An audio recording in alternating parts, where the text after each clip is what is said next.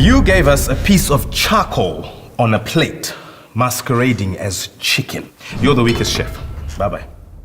If you're from Zimbabwe, you've probably heard about this. It is our first feature film to be on Netflix.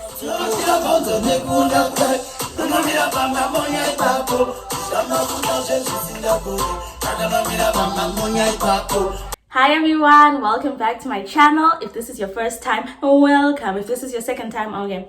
So in today's video, I will be reviewing the movie Cook Off, which people are referring to as Cook Off Zim.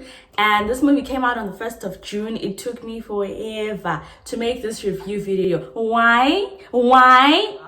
So the movie centers around a young single mom called Anesu, who lives with her son Tapiwa. So Anesu is just trying to get through day-to-day life in Zimbabwe. She has a passion for cooking, and Anesu is a very judgy mother, and I'm gonna drop a scene from the movie which is like my favorite, because it's just like, we have all heard a Zimbabwean mother say this once. Maybe not your mom, but like even your neighbor's mother. We have all heard it once. I don't know, am I going to face those women at the church on Sunday? So, Anesu she loves cooking, and her son then enters her into a cooking competition with the help of his grandmother, and I was so happy to see Gogo. You guys, I feel like this Gogo is the Gogo of Zimbabwe. Whether she's aware of it or not, she is the Gogo of Zimbabwe. If you're wondering who this Gogo I'm referring to is, it is none other than Jessie Mungoshi, who played Neria in the 1994 Zimbabwean movie. Most of you might know the song, maybe you don't really know the movie. I do urge you to go watch the movie. It is on YouTube, and so the song goes, Neria, Neria, whoa, whoa, whoa. That's how the song goes. And so Jessie Mungoshi is in the film, and it just warmed my heart that, you know, old generation Zim entertainers can still collaborate with new generation Zim entertainers. I think it is very important to remember and note that this film was a no-budget film. What this means is that the movie was filmed with little or no money. Keep that in mind. So the film in itself is a feel-good movie, and I think it was filmed in a time in Zimbabwe that did not feel very good. The movie was initially filmed and released in 2017. They entered the film in many festivals across the world, I think about 15 movie festivals, and they did win some awards, so yay for them. Let's get into the review. The movie is a romantic comedy, and so obviously there was romance and there was comedy. And for me, some of the funnier parts of the film came about not necessarily from like the scripted comedy, but from that in-between unscripted comedy. There was one of the chef judges who, like, just his face was making me laugh. Not in a mean or rude way, just like his existence. Have you never met those people whose existence just makes you giggle? Like, he was just funny. I think the acting, for me personally, I give the acting 8 or 9 out of 10. I think they did a really good job with the acting. It was a pleasant surprise, because what happens with movies that come from Africa, where they're not speaking the African languages. I know there's many languages in Africa, that's why I said African languages. Where they're not speaking the language from that country and they're speaking English, sometimes it comes across as forced, it comes across as awkward. But I think they did a very good job. They tried their best to make it as natural as possible while still, you know, appealing to international audiences. So again, yay for them. The reason I'm not giving the acting a 10 out of 10 is because of the awkward pauses, the awkward silences. I don't understand. And the film is 1 hour 30 minutes, and I feel like it could have just been 1 hour. Okay. Oh, I think to make your movie a feature film, it's supposed to be a certain amount of minutes, I guess. I'm not sure how many minutes, but I think the film, personally for me, was a bit too long, based on the fact that there were many awkward pauses. There were many awkward, you know, and if those had been perhaps cut out, the film could have been shorter and easier to digest. I feel like keep it short, keep it sweet, keep them wanting more, right? And then because when I saw the set, I was just like, where did they get these things? Like, where did they get these knives? Where did they get these plates? It was really top notch. Like, guys, it was well put together. Let me say, this movie was well put together, considering the resources, considering the atmosphere, considering so many things, the wardrobe. So there was a girl, did I write down her name? I only wrote her down as Diva. There was a lady who was meant to be the meant to be the diva of the show. And, you know, high class, high maintenance, don't touch me, don't touch my hair. Hair wig. Hair wig.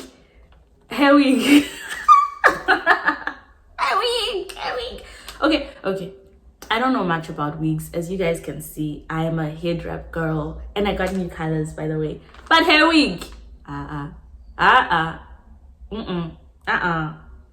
No. I cannot go without saying that the host, I believe her name is Zihlo, the host of the Battle of the Chefs in the film, she was just impeccable. Like, I wish she should have her own movie as well. I think everyone in the movie, like I said, was a really good actor, from Ten Diamond to Tendai Chitima, who played Anesu, to the little boy Tapiwa, to Charmaine, to the African mom, to everyone in the movie was actually, they held up their end of the deal, you know, and the camera crew came through. Everyone just legit, like I said, it was well put together. It was not falling apart, because things do fall apart. And so I watched a couple interviews with the producer Joe Django, and he says in one of his interviews, we say to each other, let's push this as far as we can. Let's push this as far as we can. And they did, because this movie came out in 2017. 3 years later is when it is airing on Netflix. Personally, for me, 2017, 2018, 2019, I'll just be like, let's forget about this movie, on to the next one. But they had a vision. They're like, let's push this as far as we can. And he does note and say that this is just the beginning, this is just a stepping stone. Also, there's an article that cites that the crew and cast have not yet been paid. Maybe now they have been, but like, when it said that the cast and crew had not been paid. And that's deep, guys. And I feel like this movie was very similar to those Christmas movies that air during Christmas time, that your mother can watch back to back. Like, if you just sit my mother down, put for her a Christmas movie, she will watch it and she will enjoy it, you know. So I think some of these things, you know, audience, you know, the crew of this film literally risked their lives for us. They did. Because the director, Thomas Brickhill, he said that they couldn't really afford to even buy bottled water for the cast and crew. They could barely afford to have lunch, and now buying bottled water during that time. And so what they started doing was drinking boiled tap water. Not just any tap water. Harare tap water. OMG. No. Not me. Sorry, I'm not from Harare, I'm from Bulawayo, so that's why I'm just like, not me, Jesus. Harare water, if you know anything about Zim and Harare, is that Harare water is toxic. It will kill you from the inside out. I may be exaggerating, yes, but people who live in Harare do not drink Harare water, you know, except if you really have no options. And there's an article also from an interview with the producer, I believe, where he was retelling the story of how one of the cast members texted him and she's like, hey, I'm just running a bit late. I'm crying because I got caught up in a crossfire with tear gas. That was the time when there was tear gas in Zimbabwe. I got caught up in a crossfire with tear gas, but I'm still on my way, and I know I don't have a crying scene, but I will still try to act. And the way things ended, I must confess, I didn't think they would end that way. You know, sometimes when you're watching a typical romantic comedy, you're just like, oh, we all know how this is gonna end. Oh, we all know that the boy is going to let the girl win, or something like that. You're just like, we all know that. But I liked the way things ended. I liked the way Harare was portrayed in their film. I liked the nosy neighbors. I liked the dramatic Zim mom. I liked the dynamics. The chemistry amongst the actors. I think everything was actually very well done. And just think what more can come of it, you know. And they managed to reach this standard with a no-budget film. What more with a budget film? And now that they have this, it's much easier to, you know, knock on certain doors and be like, fund us, please fund us. This is what we've done with no funding. Think what we can do with funding. And would I recommend you to watch the film? Yes, watch it with your mother. She will enjoy it. Yes. Oh, the film also has portions in it where there's like a dinner table setting. There's portions in it where there's a sports day setting. Just, it was natural. I personally think it flowed. You know, it flowed from we're having dinner, kwana mama, then his sports day, skolo, mtana, munambalasti, you know?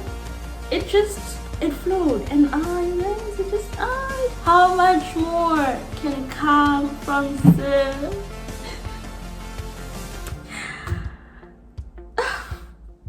How much more can come from Zim? Zim has that feel-good atmosphere. The way that Zimbabwe, I think, is one of the best climates in the world.